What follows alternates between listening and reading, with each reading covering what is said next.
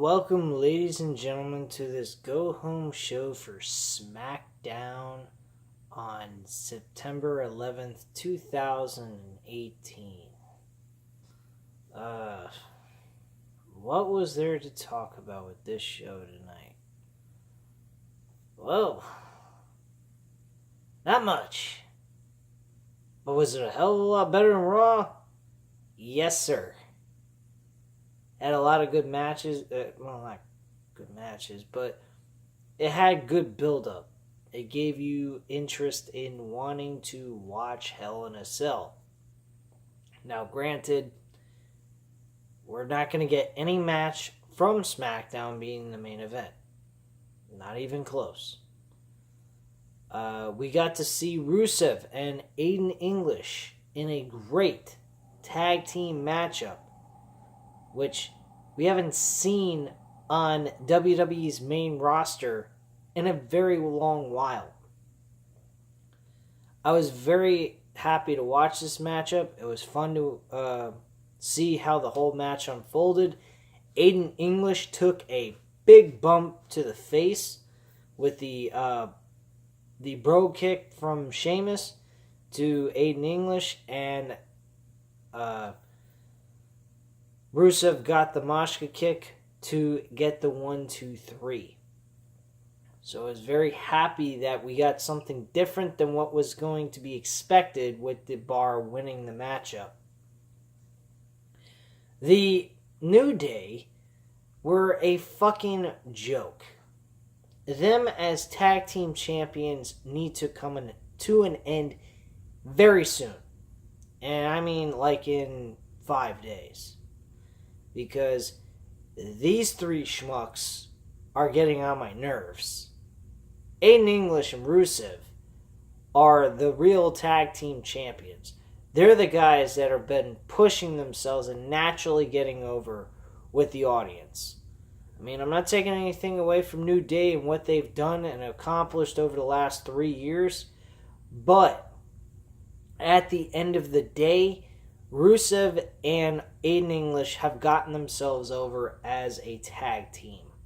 They are a tag team that deserves to have the tag team titles at Hell in a Cell, and I believe they deserve to have an opportunity to run with the belts. So that's how I feel about that. What else happened on the show? Jeff Hardy and Shinsuke Nakamura had a good matchup.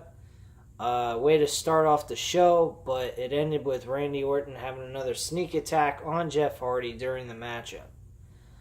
This matchup I'm actually looking forward to. I like Randy Orton and Jeff Hardy's Hell in a Cell matchup, but I do wish that Samoa Joe and AJ Styles had their matchup in the Hell in a Cell even more. So, we did get a good promo to kick things off by Jeff Hardy. I did enjoy listening to what he had to say. I liked the little obsolete song that they added in there to that promo that they used to do in TNA. I thought that was fantastic. I think this matchup should lead to Jeff Hardy losing to Randy Orton, bringing a new character to Jeff Hardy's role with WWE. I think it's time for him to get a different type of characteristic. Maybe a dark Undertaker type role or a Sting type look, and have him, have the same ring, wrestling maneuvers that he normally does in the ring, but his gimmick changed a little bit. I think he could use that for a while.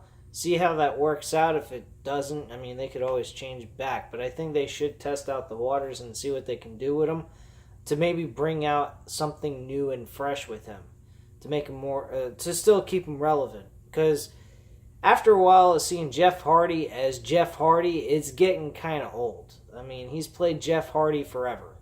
It's time for him to become a new Jeff Hardy.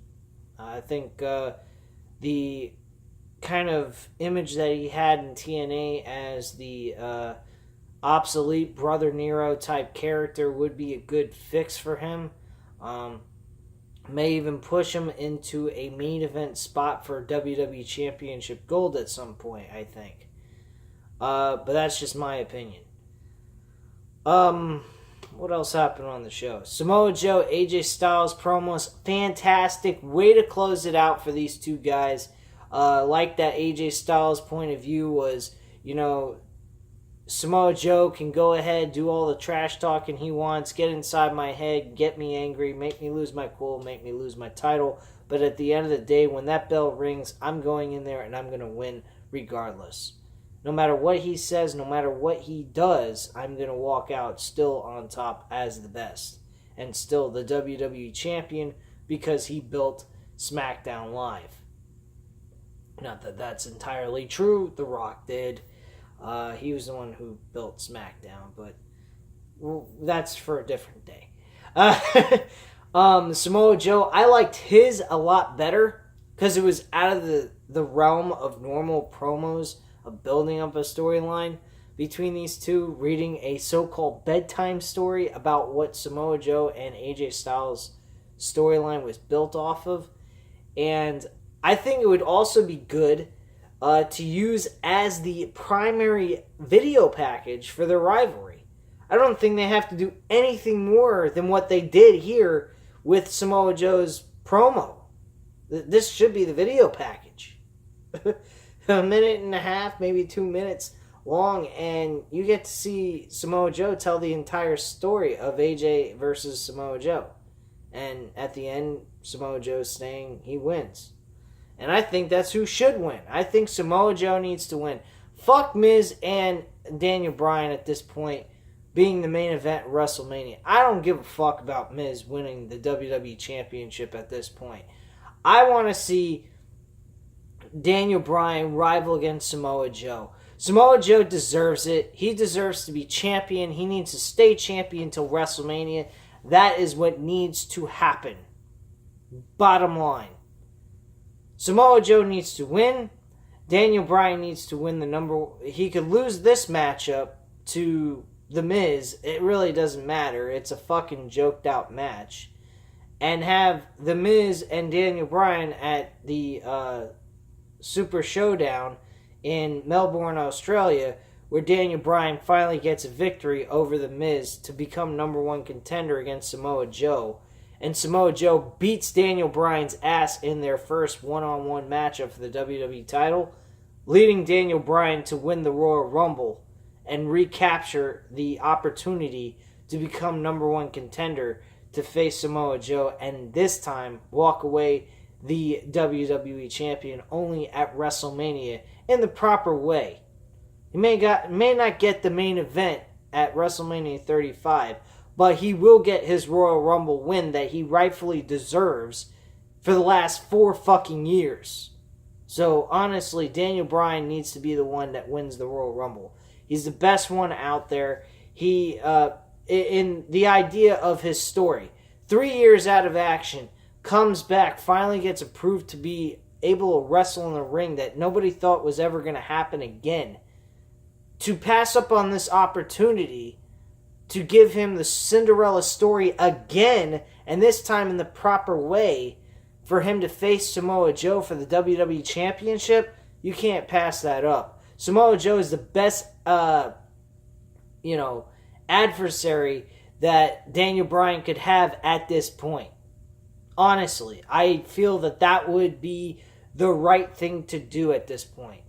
Daniel Bryan loses cleanly to Samoa Joe at whatever pay-per-view they have this title matchup, and then Daniel Bryan works his way back up, fights his way through the Royal Rumble, and wins the Royal Rumble itself to go on to WrestleMania facing the WWE Champion, which is Samoa Joe, and then have them go at it again. That's how they need to end the WWE season all the way up to WrestleMania and make Daniel Bryan beat Samoa Joe at WrestleMania. That's it. Simple as that. Fuck The Miz and his WWE Championship opportunity. I, at this point, am fed up with The Miz. I do not find the same value in him as I did when he was on SmackDown in 2016 and Raw of 2017. He is not where it's at. Samoa Joe is the real guy that they need to go with as the villain for Daniel Bryan to compete for the WWE Championship. That's the way I look at it. Tell me what you guys think. If you agree, hit the like button. If not, well, leave your comments and opinions down below. Let me know what you guys think about that. If you do agree with it, hit the like button. If you want to leave a comment instead, you're more than welcome to. What else? We had Charlotte go up against, she was in competition against somebody, I forgot. Motherfucker. Sasha Mindy, I wasn't even paying attention most of the show. It was okay, but it was not like, oh my god, I need to watch it kind of thing. But it was a lot better than Raw. I'll give you that much. So I'll just say that Raw was an absolute shit fest. Tonight was different. Charlotte did pick up her victory, got attacked by Becky Lynch in the crowd when she was taking a photograph with a fan. And I'll tell you what, I don't see really any reason why Becky Lynch should not win this championship this Sunday. Honestly. That's all I have to say on that. Becky Lynch needs to win the damn WWE title. The women's Smackdown title. Trying to think off the top of my head what else happened during this show. R-Truth had a match with Andre Cien. He picks up a victory over R-Truth with a roll-up pin and grabbing the tights. So that match was okay at best, I guess. The Miz and with Maurice versus Brie Bella and Daniel Bryan, with Maurice and Brie Bella going at it in the main event. Horrible decision. I really did not agree with this. This should have been during the first part of the 9 o'clock hour. We should have seen this unfold. And instead we got a fucking joked out piece of shit main event that I could give two shits less. I mean, seeing Brie Bella knock the shit out of Miz again in the face with a forearm shot and Daniel Bryan clotheslining him over the top rope was pretty cool. So I did enjoy that. Really nothing else much really to say for this show. This show was decent at best. I mean, it wasn't perfect at all in any way, but it was a hell of a lot better than fucking Raw. Raw was a complete mess, had no fucking build, no any kind of solid hype towards their matches, and I just, really, to be honest with you, SmackDown's got it all over on Raw. I mean, SmackDown's not the superior show on WWE programming at all, but my god, at least they gave you some kind of reason or hype or enjoyment out of this. Everything on Raw was just one big giant wad of bullshit. I'm sorry, but Raw sucks. SmackDown's got a little bit more of a value out of them than you can get us out of Raw.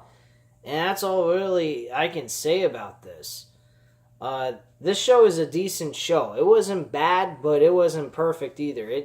The only thing I'm losing, it's not getting my full-on attention. Like, the promos get my attention and make me want to watch, but then the matches themselves are just, like, most of them outside of the tag team match we saw tonight. The rest of them, Jeff Hardy and Shinsuke Nakamura was a good opener, but the rest of the show just, it really didn't intrigue me wrestling-wise. I didn't really care for it. The Asuka segment was horrendous. How can you go for 2 years being undefeated, being like that? Really? That was disgusting. I mean, not disgusting, but in a sense, pathetic. And it just really rubbed my rhubarb the wrong way. I really didn't like that. That took everything that they built on Asuka and turned her into garbage. I mean, even everything that Charlotte did with Asuka meant nothing. Well, I mean, after Carmella beat her and then beat her again 2 other times, it's just like, what? And then Asuka losing to Carmella 2 other times, maybe 3, I think. But I'm like, come on, man. Naomi, Feel the Glow, Teriyaki. What the fuck am I watching here? I mean, I still got some complaints on SmackDown. Not as bad as fucking Raw, but come on here. This was a fucking crying shame. Some of these things that they did were just absolute garbage. But at least it's only 2 hours and not 3, so it makes up for a shit show. You don't have to sit through an extra hour of garbage. You know what I mean?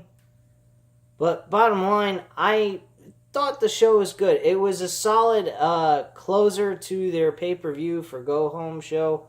So I have to say it was a good solid close to it. It got you, pretty much your attention to where you're interested in wanting to watch in some sense.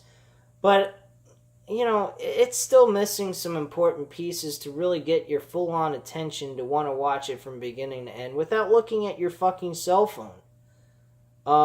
That's really my biggest gripe about this show, is it gets sometimes boring to the point where I don't mind missing a little bit here and there and not catching up with anything and just, listen to music or some kind of shit. But honestly, it is a hell of a lot better than Raw. That's all I have to say on that, guys. Anyway, leave your comments and opinions down below. Hit the like button if you liked the video. Hit the subscribe button if you're not already subscribed to the channel. And have a great night, guys. Bye.